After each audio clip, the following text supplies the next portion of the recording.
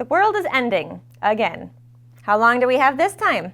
Stay tuned. I'm Robin Kinderman, and you're watching JBS Straight Talk.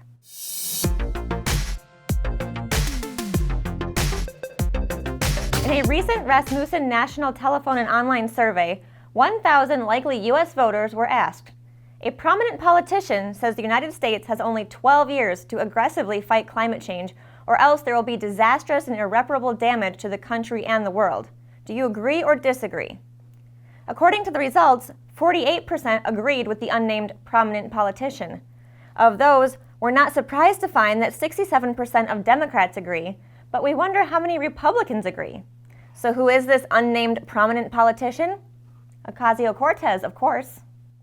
Millennials and people and Gen Z and all these folks that come after us are looking up, and we're like, the world is going to end in 12 years if we don't address climate change. And your biggest issue is your biggest issue is how are we going to pay for it? That was part of an interview at Harlem's Riverside Church.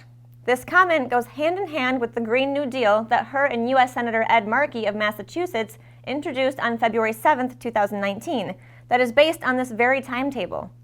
On Senator Markey's website, he posted a press release announcing the Green New Deal. It stated in part that recent landmark studies such as the United Nations Intergovernmental Panel on Climate Change Special Report and the U.S. National Climate Assessment Fourth Report have made it clear that we need bold action to avoid the worst impacts of climate change, and we may have as few as 12 years to achieve it. As far-fetched as this sounds, Markey and AOC aren't the only Democrats peddling this doomsday forecast. During a town hall on Fox News in April, Bernie Sanders said the following. I'm sure you're familiar with the scientific reports that tell us that we have all of 12 years to significantly cut carbon emissions, or else there will be irreparable damage to the United States and countries all over the world. Other politicians on the 12-year bandwagon are Democratic presidential candidates Senator Kamala Harris, Senator Cory Booker, and former Representative Beto O'Rourke. But is this really what the Democrats and AOC actually believe? On May 12th, AOC reversed her position, tweeting, "This is a technique of the GOP to take dry humor plus sarcasm literally and fact-check it. Like the world ending in 12 years thing, you'd have to have the social intelligence of a sea sponge to think it's literal." Based off AOC's admission, it would seem that Congress is in no short supply of sea sponges. And if that's not disturbing enough, consider all the potential voters who are drinking the same Kool-Aid. This is why educating the electorate is important now more than ever. Without an educated electorate, imagine the amount of sea sponges that could be elected into office.